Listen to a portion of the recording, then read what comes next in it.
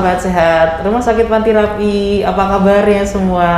Baik ya, kita harapkan kabar Bapak Ibu, saudari, saudara sekalian semua baik di rumah, di seluruh Indonesia.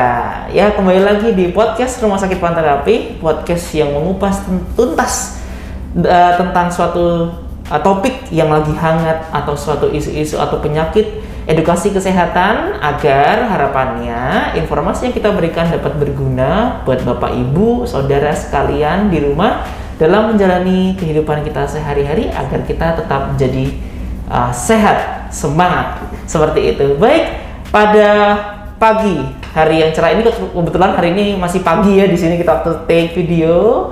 Di hari ini yang sangat cerah ini kita kedatangan tamu spesial yang sangat luar biasa, yaitu Dr. Iswanto, spesialis paru-paru. Selamat pagi, dokter. Selamat pagi, dokter. Iya, apa kabar dokter? Baik? Sehat, Sehat baik, ya dokter semuanya. ya. Baik, Dr. Iswanto, spesialis paru ini merupakan dokter spesialis paru-paru di Rumah Sakit Panti Rapih. Leres nggih dokter nggih? Ya. Baik, ya. Karena kenapa nih kita menghadirkan Dr. Iswanto Paru, yang pasti kita akan membahas suatu isu ya atau penyakit tentang yang berhubungan dengan paru nih, yaitu PPOK atau penyakit paru obstruksi kronis. Pasti Bapak Ibu mungkin pernah dengar ya, ada saudaranya atau ada tetangga, oh ini kena PPOK, karena batuk lama dan lain-lain. Oh mungkin yang pekerjaannya berhubungan dengan asap-asap, batuk-batuk terus, sesek, atau Bapak Ibu atau saudara-saudara kita ada yang perokok, batuk-batuk terus, sesek. Nah, kenapa kok bisa seperti itu? Nah, kita akan bahas tuntas untuk pengetahuan kita bersama. Harapannya pengetahuan kita kupas tuntas di sini dapat berguna buat Bapak Ibu saudara sekalian di masa depan. Baik, Dokter Iswanto, kita akan membahas tentang PPOK ya dokter ya. Yeah. Nah, sebenarnya PPOK ini apa sih dok sebenarnya PPOK ini? PPOK itu sebetulnya PPOK itu sendiri merupakan suatu singkatan dari penyakit paru obstruktif yang kronik. Nah, dari pengertian itu merupakan suatu penyakit di saluran pernapasan yang ditandai dengan adanya penyempitan saluran napas. Nah, penyempitan di sini bedanya dengan asma. Kalau pada PPOK itu berjalannya terus-menerus, jadi berjalan secara kronis. Namun PPOK itu sendiri bisa diobati dan bisa dicegah. Nah, akibat dari penyempitan saluran pernapasan itu akan menyebabkan kita itu sering terganggu dalam aktivitas ataupun kegiatan sehari-hari, dan penyakit ini lebih banyak disebabkan oleh suatu bahan yang bersifat toksis ya, misalnya asap rokok atau partikel-partikel misalnya yang bekerja di pabrik-pabrik yang banyak polusi, atau misalnya pekerjaan di tukang batu, tukang bangunan, asbes, pasir. Namun apabila itu dikerjakan dengan metode basah, resiko itu akan jauh berkurang. Demikian dokter. Oh baik dokter. Berarti untuk yang pertama tadi PPOK ini sifatnya lama ya dokter ya, atau udah kronis ya? Kronis. Dan jadi nggak tiba-tiba langsung PPOK, nggak, berarti sifatnya sudah lama jauh sebelum itu ya dokter ya. Dan juga karena faktor resikonya yaitu tadi asap-asap ya dokter ya, debu-debu, asap, gitu debu ya. atau bahan-bahan partikel Bahan-bahan yang partikel. bersifat gas. Oke. Dan baik. bedanya dengan asma, makanya dia disebut kronis.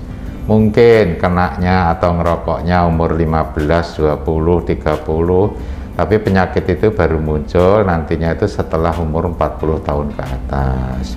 40 Jadi kalau ke atas. seseknya belum usia 40 terjadi sesek, itu kemungkinan suatu asma. Oh, Namun iya. kalau munculnya sesek itu sudah lebih dari 40 tahun ke atas, apalagi ada latar belakang perokok atau pekerja di bahan-bahan polusi, itu kemungkinan PPOK. Dan nanti ada alat yang untuk membedakan ini asma atau PPOK, biasanya dilakukan pemeriksaan spirometri. Spirometri. Oh baik. Nah untuk Bapak Ibu nih yang mungkin keluarganya juga yang pekerjaannya atau sehari-harinya selalu bersinggungan atau berhadapan dengan asap, partikel-partikel, debu. Nah, ini bisa buat perhatian juga ya. Nanti kita akan bahas juga gimana cara, mungkin ada cara mencegahnya kah atau bagaimana. Nah, kita lanjutkan dulu dokter. Berarti usianya yang terkena penyakit ini karena penyakit ini sifatnya sudah kronis atau lama, jadi ya sudah usianya sudah di atas 40 tahun seperti itu ya dokter ya. Nah, gejala dari PPOK sendiri tadi dok, mungkin dokter sebutkan juga ya ada sesak nafas dalam kehidupan sehari-hari. Tapi dari pengalaman dokter juga nih, mungkin ketemu pasien-pasien banyak, dari pasien-pasien PPOK itu apa sih dok yang paling sering banget dikeluhkan dokter? Sesak napas. Jadi kalau dari statistik pasien PPOK itu pada umumnya sekitar 70% datang itu keluhan utamanya sesak. Dan yang kedua ditempati dengan adanya batuk yang sudah kronis, artinya yang sudah berjalan cukup lama. Dua itu faktor yang paling sering. Kemudian yang lain bisa lemah. Dan tidak lepas kadang-kadang PPOK yang masih ringan itu ketahuannya bukan dia berobat untuk PPOK, tapi justru saat opname atau berobat karena penyakit lain, namun pada pemeriksaan ronsen atau pemeriksaan fisik ternyata sudah ada kelainan yang mengarah ke PPOK. Karena pada umumnya kalau dia kelainannya itu masih, katakanlah spirometrinya itu kelainannya sudah turun lebih dari separuh, katakanlah 50%, tapi orangnya kadang-kadang masih belum bergejala. Ya. Lalu dari beberapa sumber yang saya baca juga salah satunya batuk berdahak yang lama gitu ya dokter ya. Benar. Tapi itu gejalanya sebenarnya common atau umum sekali ya dokter ya sebenarnya ya. Batuk, sesek gitu ya. Oke.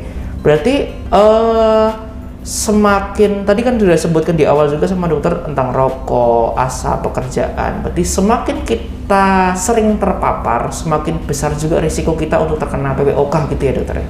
Benar. Jadi bedanya sekali lagi kalau PPOK keluhan sesek, batuk, yang keluhannya seperti orang batuk pilek, batuk, sesek biasa. Namun pada PPOK ini yang perlu diwaspadai, kalau itu sudah berjalan lama, sudah bulanan kok tidak sembuh-sembuh, tapi semakin lama kok semakin memberat, nah ini kita harus waspada, ini PPOK, apalagi kalau punya latar belakang perokok. Karena umumnya kalau pada laki-laki 90% sampai 95% PPOK itu adalah perokok. Ya itu Bapak Ibu sekalian, perokok ya. Jadi ayo kita merubah gaya hidup, kita bantu saudara-saudara kita yang mungkin yang pengen berhenti merokok. Nah, karena ini faktor resiko dari suatu penyakit paru yang juga nantinya dapat mengganggu aktivitas kita, keseharian kita seperti itu. Baik, untuk selanjutnya dokter, ini kan ada kata-kata PPOK eksaserbasi akut. Nah, sebenarnya yang dimaksud eksaserbasi ini apa sih dok? Ya. PPOK itu kan tadi sudah kita katakan perjalanannya itu kronis, jadi lama terus-menerus, bisa bulanan. Nah dalam perjalanannya waktu, katakanlah PPOK itu kan tidak bisa sembuh terus, jadi hanya bisa dikendalikan. Suatu saat timbul lagi.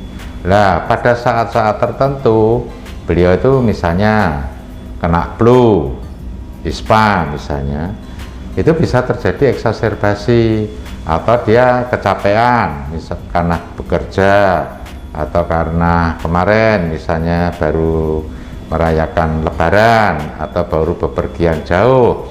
Nah, faktor-faktor itu bisa menyebabkan serangan PPOK yang lebih berat dari biasanya. Itu yang disebut terjadi adanya eksaserbasi.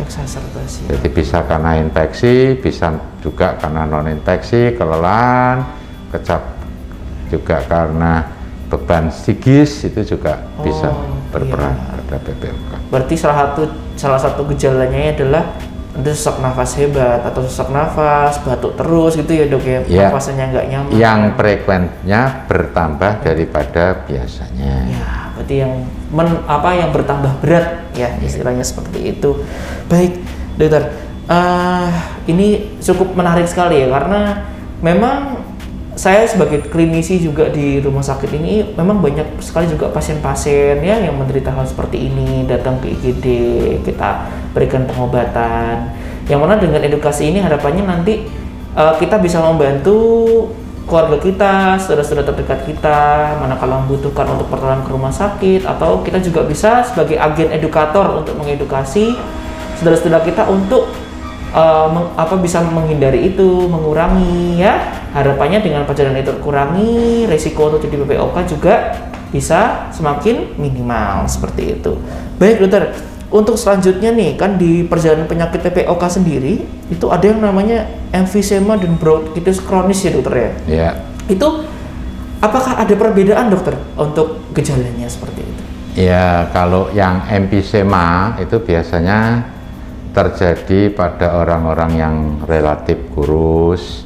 Kemudian di situ terjadi kerusakan dari dinding alveolinya, ya seperti penyangga rumah gitulah ya. Kalau atau ibu bisa membayangkan seperti kantong plastik. Kantong plastik itu kalau sudah lama sering dipakai akan melar. Jadi jaringan-jaringan penyangganya itu akan berkurang. Nanti ya, kok berkurang karena apa? Karena dirusak. Yang rusak siapa? Yang rusak biasanya asap rokok.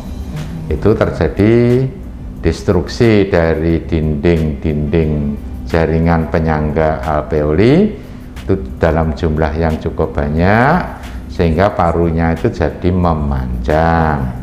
Ibu bayangkan seperti kantongan plastik gula yang sudah sering dipakai itu kan relatif lebih memanjang, molor gitu ya. Molor. Istilahnya biasanya juga kita kalau terang ronsennya parunya molor bu, Bapak gitu ya.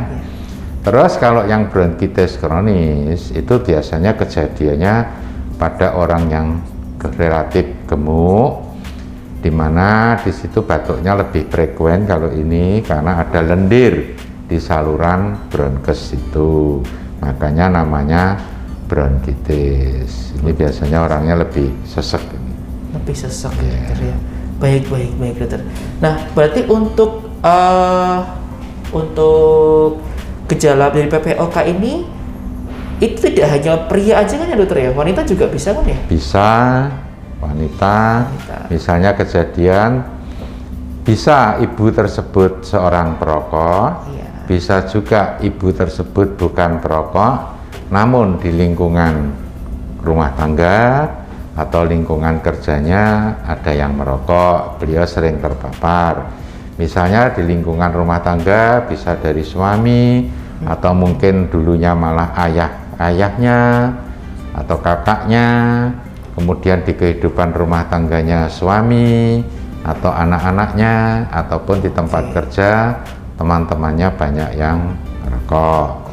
Dan juga tidak lepas ibu tersebut bisa juga seorang pekerja aktif di lingkungan industri yang banyak polutannya, misalnya pabrik semen, bahan-bahan kimia, dan juga banyak ini khas Jogja yang bekerja di pembuatan gudeg. Kalau gudeg itu kan pembuatannya dari biasanya pemanasannya dengan kayu. Nah, itu asap kayu atau arang itu juga bisa. Dan juga misalnya makanan sehari-hari yang sering penjual sate itu juga. Itu kalau diteliti banyak yang menderita PPOK. Walaupun dia seorang ibu. Oke, baik. Nah, itu untuk mungkin udah cukup jelas ya Bapak Ibu sekalian ya, udah cukup jelas gejala-gejala yang paling sering dikeluhkan, untuk gambaran klinisnya seperti apa, gejala yang dilaporkan atau dikeluhkan, lalu faktor risiko yang dapat menyebabkan suatu kondisi yang dapat menyebabkan terjadi PPOK ini pada diri kita seperti itu. Nah, untuk selanjutnya dokter, kalau setelah penjelasan ini mungkin nanti Bapak Ibu saudara di rumah ada yang, oh kok kayaknya aku ada di faktor risiko itu ya, kayaknya sekarang saya sedang mengalami itu ya, saya pengen periksa nih. Nah, terus periksa ke rumah sakit. Selain apakah di pemeriksaan fisik bisa terdengar ya dokter, atau kita bisa tahu diagnosis, atau harus ditambah dengan pemeriksaan lab lainnya nih untuk mendiagnosa seorang PPOK ini? Kalau dari pemeriksaan fisik murni itu bisa, namun yang jadi standarnya itu lab tapi tidak mahal, tidak perlu darah. Yang paling sederhana cuma paal paru. Spirometri itu. Spirometri itu yang paling sederhana. Dari situ nanti sudah bisa membedakan ini sesek karena asma atau ini sesek karena PPOK atau yang lain. Dan mohon maaf karena masih pandemi COVID-19 belum berakhir, untuk pemeriksaan paal paru ada tambahan satu pemeriksaan, harus dilakukan screening antigen COVID pada hari yang sama. Jadi kalau negatif langsung bisa dilakukan spirometri. Mohon maaf karena alatnya satu dipakai banyak orang, kalau sampai ada satu pasien yang lolos COVID pakai alat itu, nanti yang berikutnya akan bisa tertular. Makanya screening itu saat ini masih wajib. Screening ya dokter ya, pasti dipastikan ya, kita pastikan bahwasanya pasien tersebut baik dan layak untuk dilakukan pemeriksaan supaya alatnya juga dapat terjaga dalam melakukan diagnosa ini. Jadi kita pastikan semua safety, aman, baik untuk teman-teman yang bertugas di tempat atau baik untuk pasien-pasien yang lainnya juga seperti itu. Baik spirometri tadi ya dokter, lalu nanti udah ada laporannya gitu ya dokter ya terkait kondisi paru-parunya ya.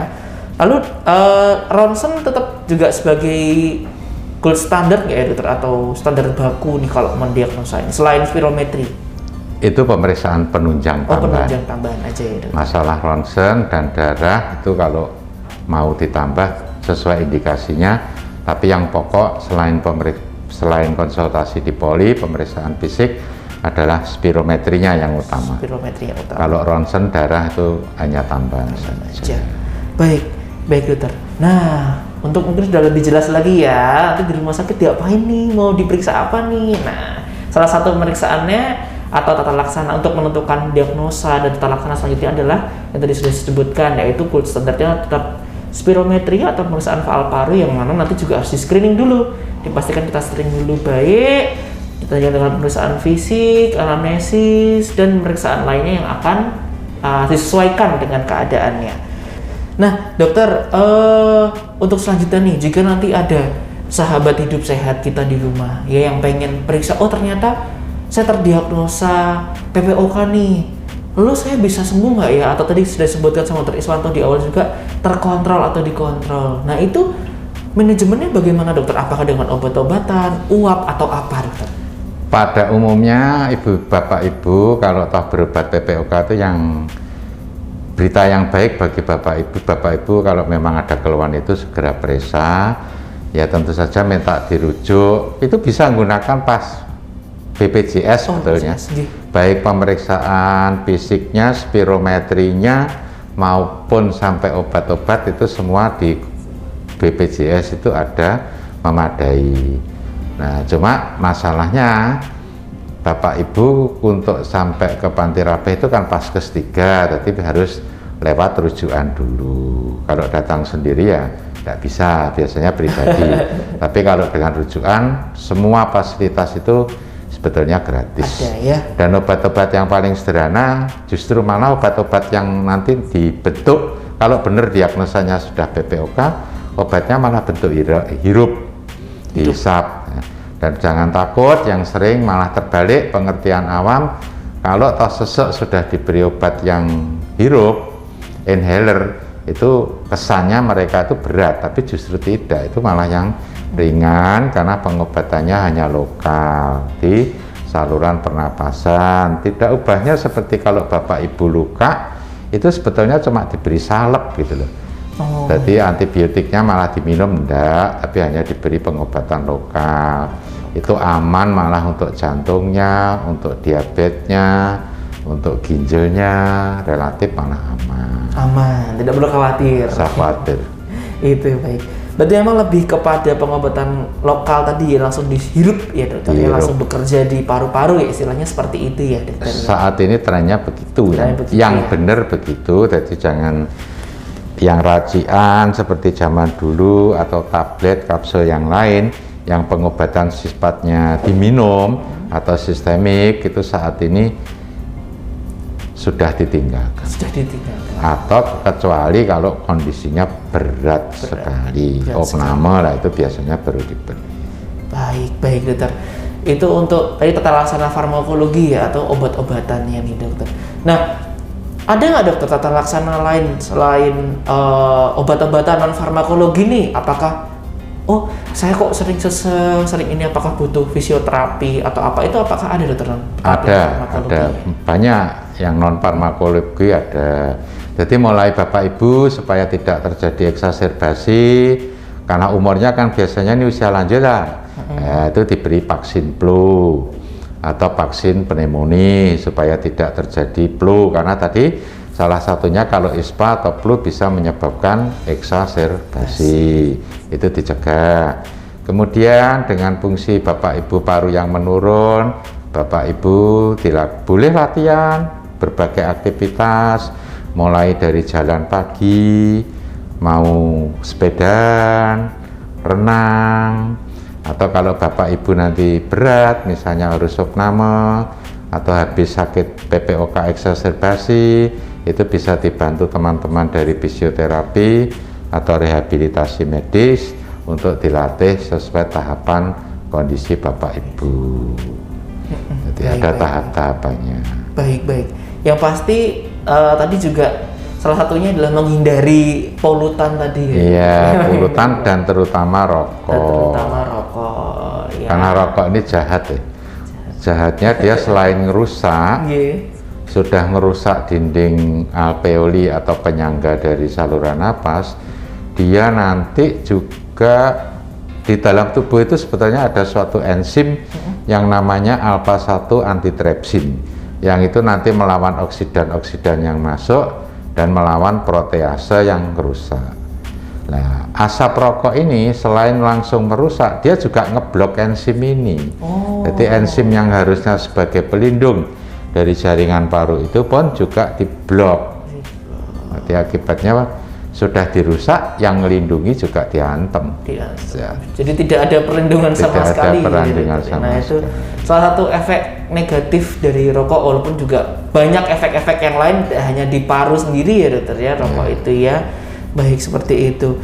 Nah, kalau untuk saudara-saudara kita, teman-teman kita, bapak ibu yang lain nih dokter, sahabat hidup sehat yang lain yang mungkin kerjaannya tidak bisa atau sulit untuk menghindari polutan tersebut, misalnya seperti yang dokter bilang tadi, harus berhadapan dengan asap dari arang, harus berhadapan dengan asap dari kayu bakar setiap hari atau di pabrik semen. Mungkin apakah dokter ada kiat-kiat khusus nih untuk mengurangi dampak sehingga tidak, atau mengurangi risiko terjadinya PPOK seperti itu? Ada.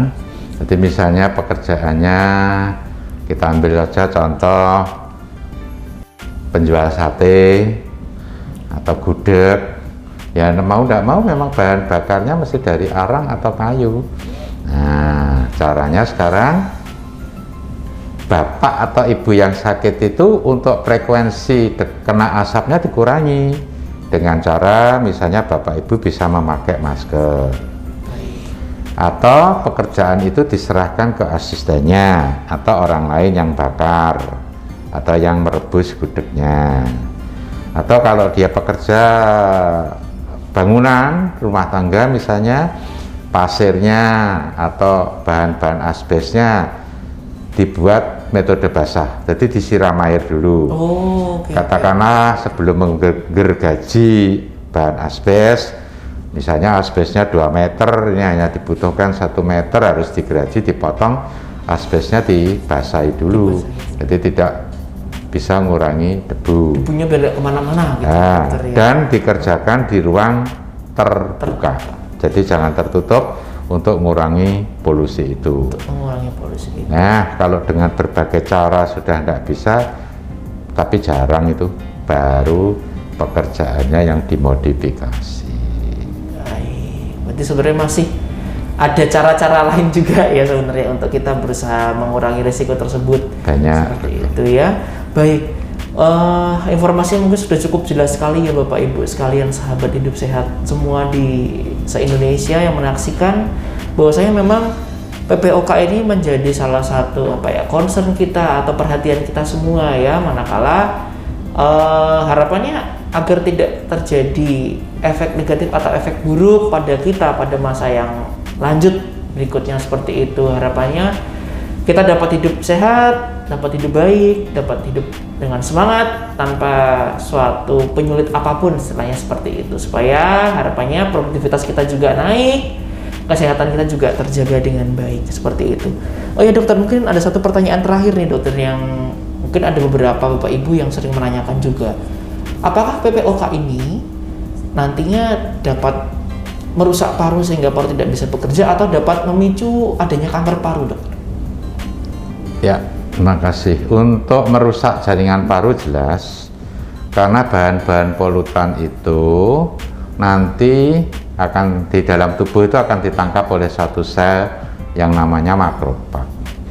Nah, makrofag itu juga bisa nanti langsung mengeluarkan suatu enzim yang namanya protease atau elastase langsung, atau dia lewat bantuan sel neutrophil dulu, kemudian neutrophilnya mengeluarkan protease, atau juga bisa lewat limfosit CD8 memacu pengeluaran protease atau elastase. Lah, yang protease atau elastase ini akan merusak jaringan elastin paru.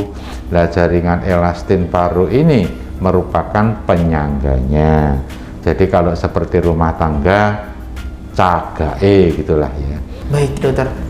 Wah, sudah cukup jelas sekali, informasinya luar biasa sekali. Terima kasih kepada Dr. Iswanto yang sudah berbagi kepada kita semua pada hari ini. Semoga topik yang kita bicarakan pada hari ini dengan jawaban-jawaban yang sangat luar biasa dari Dr. Iswanto dapat berguna bagi Bapak Ibu sekalian di rumah dimanapun berada. Harapannya kita bisa turut membantu, tidak hanya kita sendiri ya, untuk orang lain juga di sekitar kita, agar kehidupan dari orang-orang sekitar kita dan kita pun dapat menjadi lebih baik lagi dan terhindar dari resiko. Dalam hal ini adalah PPOK. Harapannya sampai tua nanti kita pengennya sehat, bernafas dengan baik dan lancar. Jika bagi Bapak Ibu Saudara sekalian yang punya gejala-gejala yang tadi sudah disebutkan dengan diskusi kita dengan Dr. Iswanto, atau juga dalam kesehariannya terganggu, atau faktor risiko pekerjaan tadi ya yang berhubungan dengan asap-asap dan lain-lainnya, ingin konsultasi lebih lanjut, ingin periksa lebih lanjut, ingin tahu status kesehatannya lebih lanjut, boleh silakan untuk langsung datang ke Rumah Sakit Panti Rapih. Di sini kita akan lakukan pemeriksaan-pemeriksaan. Di sini juga ada banyak pemeriksaan, ada lab, ada radiologi, spirometri juga ada, tentu dengan screening antigen tadi ya sudah disebutkan, dan juga ada dokter paru juga di sini, dan dokter-dokter penyangga yang lain juga ada, dokter spesialis yang lain juga lengkap dan banyak.